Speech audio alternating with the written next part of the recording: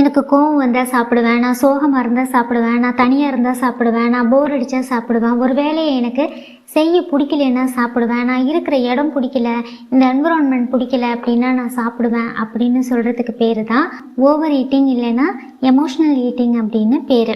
இது நம்ம லைஃப்பில் எப்போதுமே செஞ்சிட்ருக்க மாட்டோம். ஏதாவது ஒரு பிடிக்காத சூழ்நிலையோ பிடிக்காத ஒரு சுச்சுவேஷன்லேயோ தான் நம்ம செஞ்சுருப்போம்.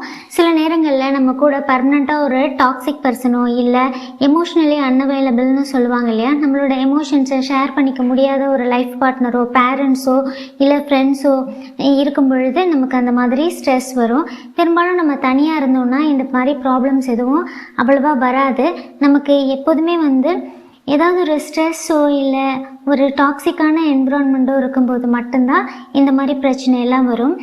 எப்படி சில பேட் ஹேபிட்ஸ்க்கு மொபைல் அடிக்ஷன் இல்லை வேறு ஏதாவது போதைப் பொருளுக்கு அடிமையாகிறது, சிகரெட் மது பிடிக்கிறது, அது மாதிரி தான் இந்த சாப்பாடு கூட.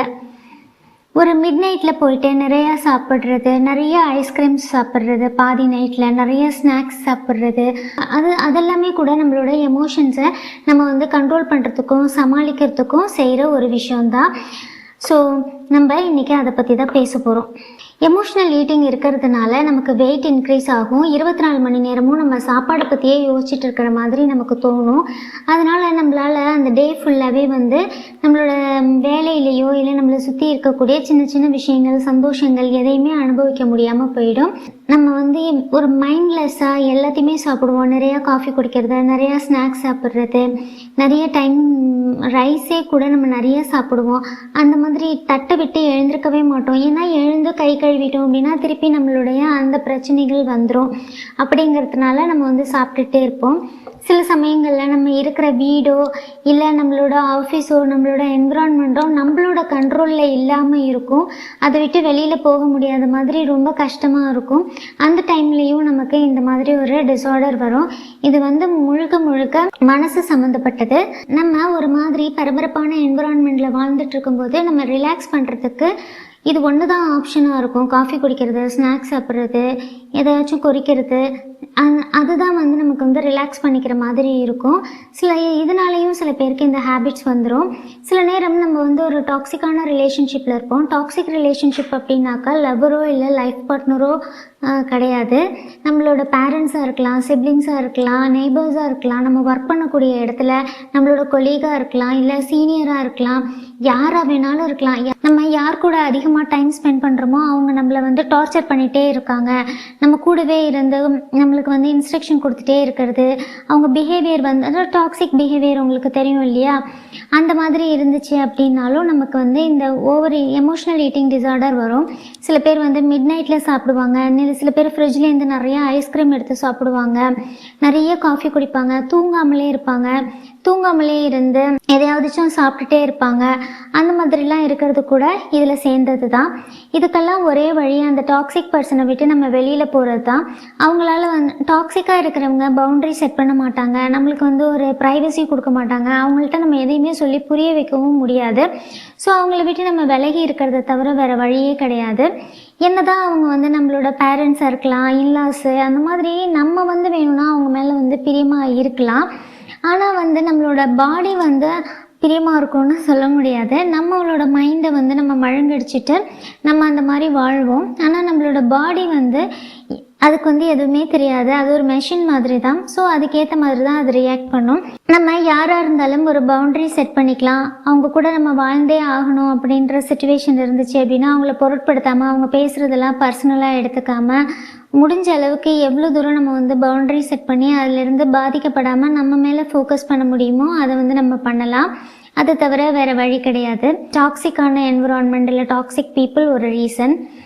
நெக்ஸ்ட் சில நேரத்தில் நம்ம டயட் மாதிரி ஃபாலோ பண்ணுவோம். டயட் ஃபாலோ பண்ணும் பொழுது நமக்கு பசிக்கிற மாதிரியே இருக்கும். என்ன ரீசன் அப்படின்னா, டயட்டுன்னு சொல்லிட்டு நம்ம சரியாக சாப்பிட மாட்டோம். ஏதாச்சும் ஜூஸ் குடிக்கிறது, சூப் குடிக்கிறது, இந்த மாதிரி எதையாச்சும் பண்ணுவோம். நம்ம சூப்பு, ஜூஸு இதெல்லாம் டீடாக்ஸ் பண்ணும். அப்போ வயிறு காலி ஆகிடும். அப்போ நமக்கு பசிக்கிற மாதிரி இருக்கும், படபடப்பாக இருக்கும். நம்ம ரொம்ப வருஷமாக இட்லி, தோசை, சப்பாத்தி, நம்மளோட மத்தியானம் மீல்ஸு, நைட்டுக்கு ஒரு சாப்பாடு, இந்த மாதிரி நம்ம சாப்பிட்டு பழகிட்டோம். ஸோ பிரெயினில் அந்த பழக்கமெல்லாம் ஸ்டோர் ஆகி இருக்கும். நம்ம திடீர்னு சாப்பிடாமல் இருக்க போகிறோம் அப்படின்னா அந்த ஷாக்லேயே நமக்கு பசிக்கிற மாதிரி இருக்கும். அதனால் எவ்வளோ சாப்பிட்டாலும் வெயிட் போடாமையே இருக்கிறதுக்கெலாம் சில ஃபுட் இருக்குது. முட்டை எவ்வளோ சாப்பிட்டாலும் உங்களுக்கு வெயிட் போடாது. சிக்கன் சாப்பிட்டா, ஃபிஷ்ஷு சாப்பிட்டா, வெஜிடேரியனாக இருந்தாக்கா பன்னீர், வெஜிடபிள்ஸ் இதெல்லாம் சாப்பிட்டிங்கன்னா நீங்கள் எவ்வளோ வேணால் சாப்பிட்லாம், உங்களுக்கு வெயிட் போடாது.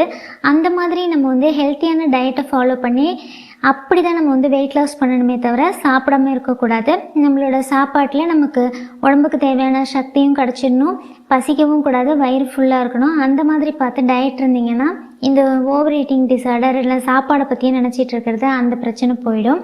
சில சமயத்தில் நம்மளோட சாப்பாட்டில் நிறைய காரம், கபகபான்னு இருக்கிறது, மசாலா பொருட்கள், பூண்டு, இஞ்சி இதெல்லாம் வந்து நம்ம நிறைய போட்டு அப்படி ஒரு மாதிரி ஸ்பைஸியாக சாப்பிடும்போது நமக்கு வந்து பசிக்கிற மாதிரி ஒரு உணர்வு இருந்துகிட்டே இருக்கும். அப்போ அது மேலே ஒரு காஃபியோ டீயோ குடித்து நம்மளோட வயிறை வந்து கூல் பண்ண வேண்டிய ஒரு சுச்சுவேஷன் ஏற்படும்.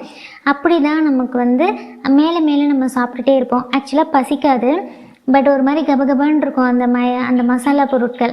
அதனால் எப்பயுமே சாப்பாடோட டேஸ்ட் வந்து ஒரு மைல்டாக இருக்கிற மாதிரி, இதமாக இருக்கிற மாதிரி நம்ம வந்து பிளான் பண்ணி நம்ம சமைச்சு சாப்பிட்ணும். கண்டதெல்லாம் வெளியில் சாப்பிடாம ஓரளவுக்கு நம்ம வீட்டிலையே நமக்கு ஏற்ற மாதிரி சமைச்சு சாப்பிட்டோம் அப்படின்னா இந்த பிரச்சனை கொஞ்சம் கம்மியாகும். ஃபஸ்ட்டு வந்து எதனால் நமக்கு இந்த ஓவர் ஈட்டிங் வருது அப்படிங்கிறத நம்ம பார்க்கணும். எமோஷ்னலாக ட்ரிகர் பண்ணுச்சுன்னா அதை சரி பண்ணணும். ஃபுட்டில் ப்ராப்ளம்னா ஃபுட்டை பார்க்கணும். இல்லை இந்த மாதிரி டயட் இருக்கும்போது நம்ம ஒழுங்காக சாப்பிடாமல் இருக்கோம் அப்படின்னா அதை பார்க்கணும். சில பேர் சொல்லுவாங்க, சாப்பிட்றதெல்லாம் நோட்டில் எழுதி வச்சுக்கோங்க, அது வந்து இத்தனை காஃபி குடித்தேன், அதெல்லாம் வந்து ஒர்க் அவுட் ஆகாது. அது வந்து குற்ற உணர்வு ஏற்படுத்தும், கோபம் வரும், ஒரு மாதிரி ஃப்ரஸ்ட்ரேட் ஆகும். அதெல்லாம் வேண்டாம். நமக்கு வந்து ரீசன் என்னன்னு தெரிஞ்சிருச்சுன்னா நம்மளுக்கு சொல்யூஷன் கிடச்சிரும். ப்ராப்ளம் என்னன்னு நம்ம கண்டுபிடிச்சிட்டோம், நமக்கு எதனால் இந்த மாதிரிலாம் நடக்குது அப்படிங்கிறத கண்டுபிடிச்சிட்டோம் அப்படின்னா நம்ம அது வந்து சால்வ் ஆன மாதிரி தான் எல்லாமே. சாப்பிடும்போது மைண்ட்ஃபுல்னஸோடு சாப்பிட்ணும், அதுதான் ரொம்ப முக்கியம். ஒரு காஃபி குடித்தாலும் சரி, ஒரு சாப்பாடு சாப்பிட்டாலும் சரி, தனியாக உட்காந்து சாப்பிடுங்க. சில பேருக்கு நமக்கு பரிமாறும் பொழுது நம்ம அம்மாவாகவே இருந்தாலும் நமக்கு அந்த சாப்பாடு நம்ம வந்து போட்டிருக்க சாப்பாடு நமக்கு பத்தலையா, நமக்கு வந்து போதுமான்றதே அவங்களுக்கு வந்து தெரியாது. நம்ம சரியாக சாப்பிட்லையோன்னு நினச்சிக்கிட்டு அதை அக்கறைங்கிற பேரில் திருப்பி கேட்டுகிட்டே இருப்பாங்க. சாப்பிடும்போது நமக்கு வந்து பதட்டமாக இருக்கும். சாப்பாட்டில் கவனம் செலுத்த முடியாமல் இவங்க பண்ணுறதுலேயே, இவங்களுக்கு பதில் சொல்கிறதுலேயே நமக்கு வந்து போயிடும்.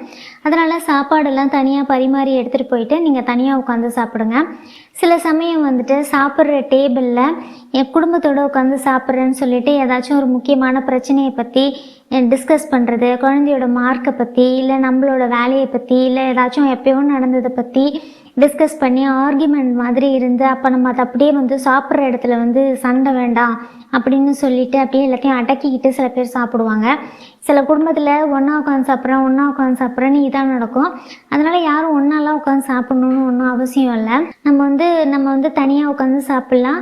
நம்ம வேறு ஒரு டைமில் குழந்தைங்களோ பெட்ஸோ இல்லை வீட்டில் இருக்கிறவங்களோ தொந்தரவு பண்ணாத மாதிரி சாப்பாடெல்லாம் அழகாக ஒரு தட்டில் வச்சு எடுத்துக்கிட்டு உங்கள் ரூமில் கூட போய் உட்காந்து தனியாக சாப்பிடுங்க, ஒன்றும் பிரச்சனை இல்லை. நீங்கள் ஃபோன் பார்த்துட்டே சாப்பிட்லாம், அதனால் ஒன்றும் கிடையாது. ஃபோனில் என்ன பார்க்குறீங்கிறது தான் முக்கியம். உங்களுக்கு பிடிச்ச சாங்கோ இல்லை காமெடியோ ஏதோ ஒன்று பார்த்துட்டு நல்ல விதமாக பொறுமையாக சாப்பிடுங்க. சாப்பாட்டை நல்லா மென்று நிதானமாக சாப்பிடுங்க. என்ன சாப்பிட்டீங்க, அதோட டெக்ஸ்சர் என்ன, கலர் எப்படி இருந்துச்சு அப்படின்னெல்லாம் கவனித்து பொறுமையாக சாப்பிடுங்க. அப்படின்னா நமக்கு நெக்ஸ்ட் டைம் வந்து சாப்பிட்ணுன்னு தோணாது, நமக்கு பசிக்காது. சாப்பாடு சாப்பிடும்போது மென்று நிதானமாக சாப்பிடுங்க. நீங்கள் ரொம்ப கோவமாகவோ டென்ஷனாகவோ இருக்கும் பொழுது சாப்பாடை முழுசாக முழுங்கிடுவீங்க. சரியாக மெல்லாமல் நம்ம வந்து முழுங்கிடுவோம். அப்படிங்கும்போது அது வந்து செரிக்காது, அது வேறு சில பிரச்சனைகளை ஏற்படுத்தும். அது வந்து ஒரு சைக்கிள் மாதிரி கண்டினியூ ஆகிட்டே இருக்கும். அதனால் பொறுமையாக நிதானமாக சாப்பிடுங்க. பாஸ்ட் லைஃப்பில் ஏதாச்சும் ஆத்திரம், கோவம் அதெல்லாம் இருந்துச்சுன்னா ஜேர்னல் பண்ணுங்கள். ஜேர்னல் பண்ணி அதை வந்து சரி பண்ணிக்கோங்க. ஒரு நல்ல ஹாபி வச்சுக்கோங்க. அந்த ஹாபியில் நீங்கள் அப்படியே புதஞ்சு போயிடணும். எவ்வளோ நேரம் நீங்கள் வந்து ஸ்பெண்ட் பண்ணாலும் உங்களுக்கு வந்து போரே அடிக்கக்கூடாது. அது எதுவாக வேணாலும் இருக்கலாம்.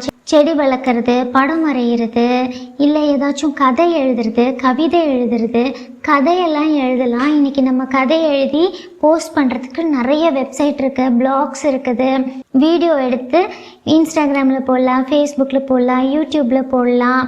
உங்களோட கருத்துக்களை ஏதாச்சும் சேனல் ஆரம்பித்து அதில் சொல்லலாம். இந்த மாதிரி மைண்டை வேறு எதுலையாவது டைவர்ட் பண்ணுங்கள், அதில் ஃபோக்கஸ் பண்ணுங்கள். நீங்கள் டைம் போகிறதே தெரியாமல் செஞ்சிட்ருக்கிற மாதிரி ஏதாச்சும் ஒரு ஹாபி வச்சுக்கிட்டிங்கன்னு வச்சுக்கோங்களேன். நம்மளோட கவலை எல்லாம் பறந்து போயிடும். இந்த மாதிரி எந்த ப்ராப்ளமே வராது. நம்ம கூட கனெக்டடாக இருந்தோம் அப்படின்னா நம்மளை யாராலையும் எதுவுமே பண்ண முடியாது. நம்ம ரொம்ப ஹாப்பியாக ஹெல்த்தியாக இருப்போம். எந்த பேட் ஹேபிட்ஸும் நமக்கு வராது, எந்த டிஸார்டரும் வராது. ஸோ உங்கள் கூட நீங்கள் கனெக்டடாக இருக்கிறதுக்கு ஹாபி ஹெல்ப் பண்ணும், ஜேர்னலும் ஹெல்ப் பண்ணும். நீங்கள் உங்கள் கூட தனியாக இருக்க பழகிட்டிங்கனாலே எல்லா பிரச்சனையும் சரியாயிடும்.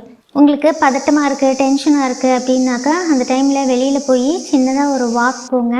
உங்களோட எமோஷன்ஸை கண்ட்ரோல் பண்ணாதீங்க. உங்களுக்கு அழ வந்துச்சுன்னா அழுங்க. உங்களுக்கு ஏதாச்சும் சொல்லணும் அப்படின்னா நீங்கள் சொல்கிறது யாருக்கு புரியுதோ, யார் நீங்கள் கேட்குறத லிசன் பண்ணுறாங்களோ அவங்கக்கிட்ட ஷேர் பண்ணிக்கோங்க.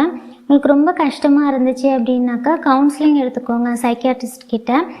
இது பெரும்பாலும் எமோஷ்னல் ஈட்டிங் அப்படின்னு தான் சொல்லுவாங்க. மிட் நைட்டில் சாப்பிட்றது, நிறைய சாப்பிட்றது எல்லாமே நம்ம மேலே இருக்கக்கூடிய கோபம், நம்மளோட எமோஷன்ஸை வெளியில் காமிக்க முடியாமல் இருக்கிறது, அதனால் வர்றது தான். இதில் நம்ம தப்பு எதுவுமே கிடையாது. நம்ம கூட இருக்கிறவங்களால தான் இந்த பிரச்சனையே நமக்கு வருது. அதனால் உங்களை நீங்கள் ரொம்ப கைண்டாக குற்ற உணர்வு இல்லாமல் ட்ரீட் பண்ணுங்கள். இந்த பிரச்சனையிலேருந்து நம்ம வெளியில் வந்துடலாம். உங்களை நீங்கள் ரொம்ப லவ் பண்ணுங்கள், நேசிங்க. மற்றவங்க சொல்கிறதெல்லாம் காதிலே வாங்கிக்காதீங்க. லைஃப்பில் பெரிய பிரச்சனைன்னு எதுவுமே கிடையாது. எல்லாமே சரியாயிடும். எல்லாருமே சந்தோஷமாக இருக்கலாம். ஸோ உங்கள் மேலே மட்டுமே ஃபோக்கஸ் பண்ணுங்கள். உங்களுக்கு பிடிக்காததெல்லாம் செய்யாதீங்க. அதுதான் நான் எப்போதுமே சொல்கிறேன். மீண்டும் நம்ம வேறு ஒரு வீடியோவில் மீட் பண்ணலாம். அன்புடன் மானஷா.